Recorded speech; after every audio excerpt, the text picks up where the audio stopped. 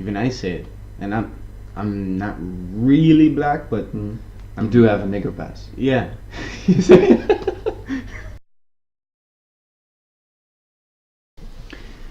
Hello everyone, I'm back with another vlog, a regular one this week. I'll discuss another topic with a guest, and today I have with me Jair. Yeah, I'm a classmate of Anthony, as you all may already know. We just read an article called "Campuses Cautiously Train Freshmen Against Subtle Insults." Yeah. Now I checked out this article some while ago, September this year. I thought it was a very interesting topic because I think there are more sides to a story like this. It's about the emphasis on training freshman year students in U.S. campuses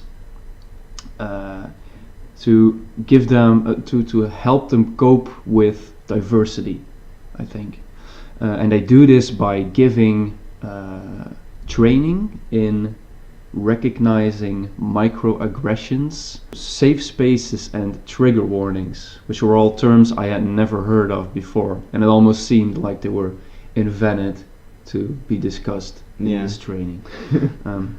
Now I invited you because I think you're a very down-to-earth guy, someone who's very realistic, and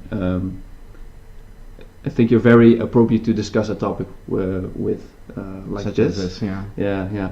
And also, of course, I'm white. You have color. Yeah. No, yeah, of course, it's a pretty sensitive topic, but I think it's important to shed some light on the subject. And really discuss, the contents of this. This article. Yeah. So the first part of the article describes one of the presentations on Clark University. So do you think it's a good initiative or not? Well, I think by addressing it in such a manner, it's very confronting for people, because then they start to assume, like these things are really real in this school, and maybe we should not attend this school or enroll in this school because of those reasons, that they feel a need to actually address those topics. Mm-hmm. While in contemporary times, people should be more globalists in a way, like we should be more than just connected to each other. We should actually appreciate each other. But I guess reality proves that history repeats itself in a way, and maybe just on a more a grander scale, I guess. I like how you say that in some way history repeats itself.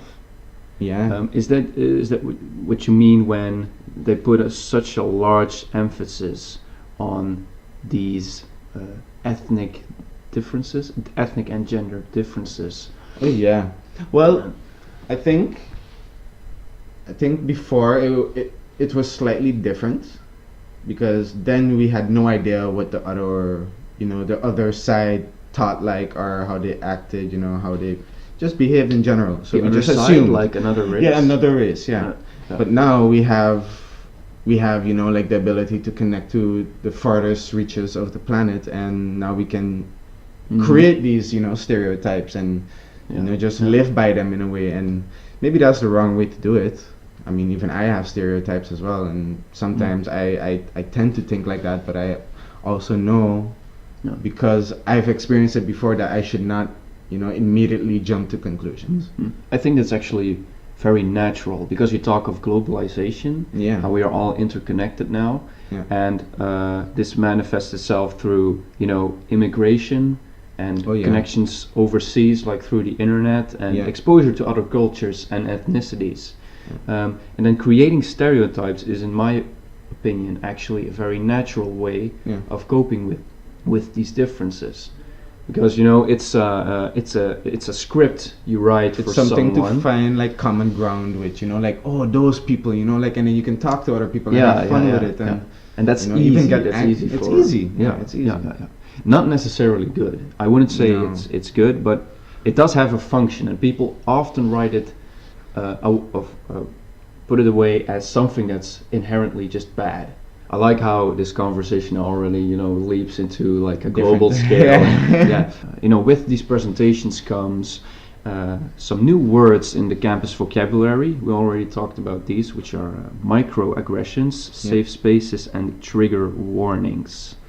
Now let's speak about microaggressions a little more. What is a microaggression? Like if I just had to come up with a definition by myself, microaggressions would be, I guess, just subtle attacks, I guess. Yeah. So just literally micro, small, subtle, and then aggressions, attacks. Maybe it's best if we look at the examples that the school actually gave, which are these. Yeah. Of course he'll get tenure, even though he hasn't published much. He's black. Okay, so what this implies is that someone who has a black skin color just gets a scholarship because of their color? Yeah, or like just like a easy, I guess, judgment. So like relaxed judgment based on his color. He'll get, his way because they're underestimating the he can't do much more, or it's that kind of. I don't think because they underestimate him, but because they are afraid that they might be judged for underestimating him because of his color. Yeah, but that in itself, it's worrying about about something that isn't actually there. So. Yeah, they're really making it issue. It's an issue before it's an issue. Yeah. What are you? You are so interesting looking. What are you? That is in itself just a weird question. So alienating. Yeah, I wouldn't. Yeah, true. What are you? I mean, can't you just see what I am? I'm like you, Yeah. Again, I think this is a good one to emphasize because it implies that you are looking at race. I mean, you can ask someone what their ethnicity is or where they come from, but this is just a word way to put it. Yeah. Yeah. So I guess that's a microaggression. Yeah. Unless you're very ignorant and naive, but maybe this is said by children or something. I don't know. Like by a kid, maybe I would accept it more because he doesn't know any or she doesn't know any better. But if I would hear it from you or a teacher, I'm like, it's a weird way to put it, but I can also imagine that if you're at a party with all kinds of international or multicultural students, and you ask something like this, it could also seem very lighthearted. Yeah, you are so interesting looking. What are you? I would take it as a joke. Yeah. That's how I would initially take it. Like, telling a non-white woman, I would have never guessed that you were a scientist. Huh? Again, it's emphasizing the difference between ethnicities. Yeah. And I think everyone's equal. So this is also just. I can't imagine someone saying this. Unless, but of course, it's about the States, so I'm not. It's the sure. Context in which they say it. If it's literally the woman is wearing a lab coat and stuff, and you still, I would never guess you're a scientist. But if it was like her, but then acting like a child, or being not the stereotypical personality of a scientist, then I would understand the context, I guess. You are a credit to your race. You are a credit to your race. That's also that implies that the race has some sort of reputation. Yeah. Because then, what are you comparing it to if someone is a credit to a race? And not a credit to also based on stereotypes, I think. Yeah, that is. I actually thought that one was the most, short but powerful one. You're right. Credit to you, yes. Wow, that's. Can you scroll down to the picture of the Chief Diversity Officer? So this is the picture of Miss Marlowe, the one giving the presentation at the Clark University. Yeah. At the start of the article. She has been appointed as one of many in U.S. colleges and campuses to be a chief diversity officer. So this is a new position. What do you think about one person taking that role? I would think that in order to have a better effect, you should include more people. So like more people of different maybe races or different countries that can, Yeah. I don't know, also show different perspectives, but also show that a broad range of people and ethnicities stand behind it. You know, like maybe not just one person, because now she seems like the lone wolf pushing through in a way. Yeah. I respect her for it and I appreciate it. Yeah. I'm sure other people appreciate it too, but I think it would make a bigger impact if more people were involved. So when I look at this picture of this woman, and I know it's not good to assume, but when I look at her, I just think like she is probably such a mean person, because when I look at her eyes, she's like so serious, you know, and so it's just something tells me like a little intimidating, I guess. I guess you're right. I don't know how long she's been dealing with these sorts of problems, but I think I can see what you mean in this picture. She is rather serious. She's trying to maybe break a little smile, but I can see it in her eyes as well. Yeah. Of course, she holds a certain position, so I guess she has to also represent the university and her role within the university. Yeah. But I think a position like this is usually filled up by a person who has had some clear experiences with like some of these issues, you know? They need to have experience. Yeah, maybe. Yeah, but handing this to one person in particular, of course it's a new position, so I feel like they have to justify their existence, their role in the university by creating too much of an emphasis maybe on these issues. It could just be that she's like a mascot for, like the face of, because who else would you imagine for chief diversity in this day and age? Like it has to be a person of ethnicity, and it has to be somebody different. And it could have been a strategic move to place her there. Maybe she was not the best choice, but still I believe that more people should be.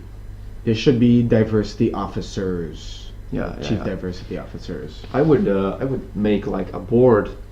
Yeah. With all the teachers involved, probably. A board of diversity. Yeah, and look at, I don't know, individual cases. Keep the presentation in there. Yeah. For the start of the freshman year. Yeah. Make it a little more lighthearted, and maybe look at the positive side of this diversity, because there is a lot of positive. Yeah. That's energy. You have to learn to appreciate the other's culture, the other's standpoints, and the way they think. Yeah, instead of pointing fingers and really, stepping on toes in the process. Yeah. Can't it just be that maybe they should approach it from an earlier stage? So from a younger stage, I mean. Yeah. Because maybe freshman year students, it's still too late to start with that. Yeah, they're already 19, 18, I think. It's already kind of been ingrained in them, how they should think, and it's going to change, of course, in their 20s, but it still forms the basis. So that's why I was thinking maybe, earlier ages, it's more effective. Yeah, from what I understood, it's also a national issue. Exactly. Really, the reason why these people were instated is because some recent events with ethnicity or racism bound to be the reason why these people were put in these positions, and the emphasis on diversity is so increased.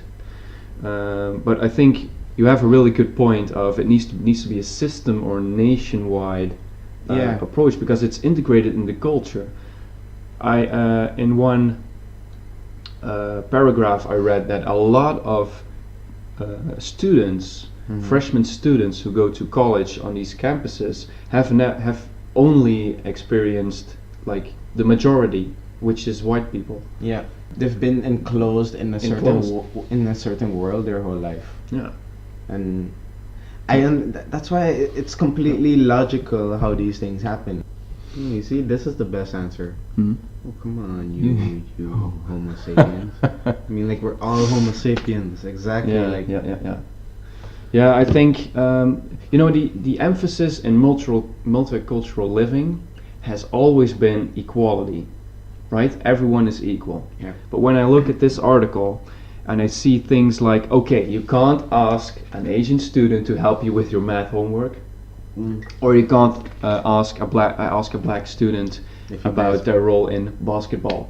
Yeah. You know, but then you are actually treating others differently. There is no equality anymore because you are requiring these two other ethnicities to be treated in a certain way. So that's just Yeah. taking it to a whole other level.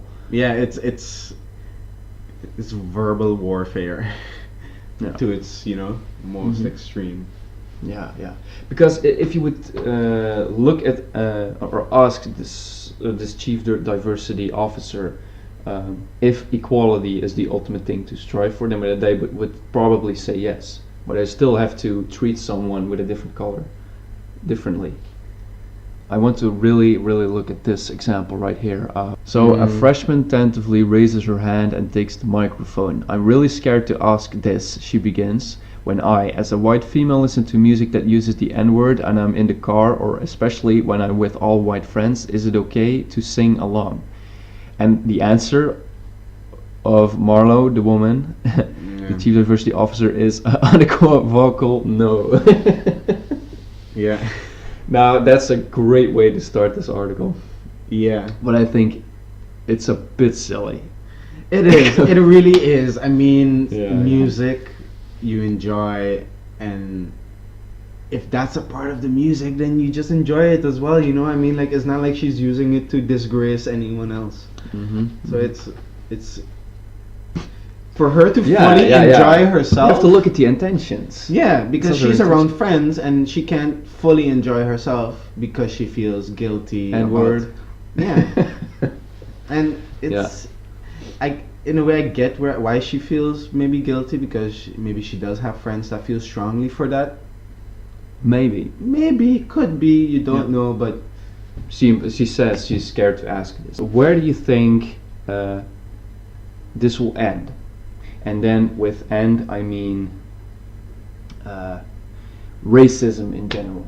When will be the moment when we really accept each other? I guess the moment when we learn to love differences and appreciate them. Mm-hmm. And it's a very difficult question that you asked me. I mean, like, I'm trying to make it into a simple answer, because we already took a lot of time. Yeah. But I don't even know if it has an end. Maybe it will just continue forever and ever, and it's just something that we have to deal with, because who knows, maybe we might come across aliens, and then a new type of racism starts. Yeah. Who knows, Maybe. like, Yeah, true. Maybe. yeah, what would be the end of racism? Maybe if we did not acknowledge it anymore. Yeah, that's actually exactly what I was thinking. I think the real solution is to increase the diversity even more. No, what I want to say is, I think racism will just disappear in time. Because right now, globalization is really starting to take off to the internet in the last 20 years. Really, But with that, there's And- more cultures and More, that's right. But they're also more intertwined and more exposed to each other. Yeah. And right now, it's causing a lot of segregation and a dividance between people's values. yeah. But our kids will be exposed to these cultures from the very beginning of their life. I've been only exposed to other white people my entire life till I came to this school. But my kids will share a classroom with people from Africa and Asia and the Americas. Yeah. Globalization, eventually, I think the end point of globalization would be racism is gone. like the full, the pure globalization. I don't know. But it's very It's very difficult to speculate. Yeah, absolutely. I do think it's a good question to close off with, because this. I wanted to discuss more about the article, like, in depth. Yeah. But it sparked such a honest and friendly conversation just about ethnicity and how to approach, like, these issues or these differences. I mean, I liked it how you actually invited me for this conversation when you said, I would like to have you there, because you're of a different color than I am. And I was like, that's very politically correct. I really didn't know if that was actually the right thing to say anymore, because I just have no idea if that's the right way to approach it. Because like, we're both human, but we're both of different ethnicities, So yeah. And that's the thing. Like, people are just unsure nowadays. We can't. We're too sensitive. We gotta build some resistance to this, man. Because I mean, like, how can we let these minor things influence so much? Yeah, we should not give it the power. We should not empower it. We should take power from it. That's right. Come on, we're all Homo sapiens. Yeah, exactly. I mean, like, why indulge in it any further? But I really want to thank you for this vlog. I had a really good time. Me too. Thank you very much for watching. Thank you. And I'll see you next week with a different guest and a different topic. So, see you.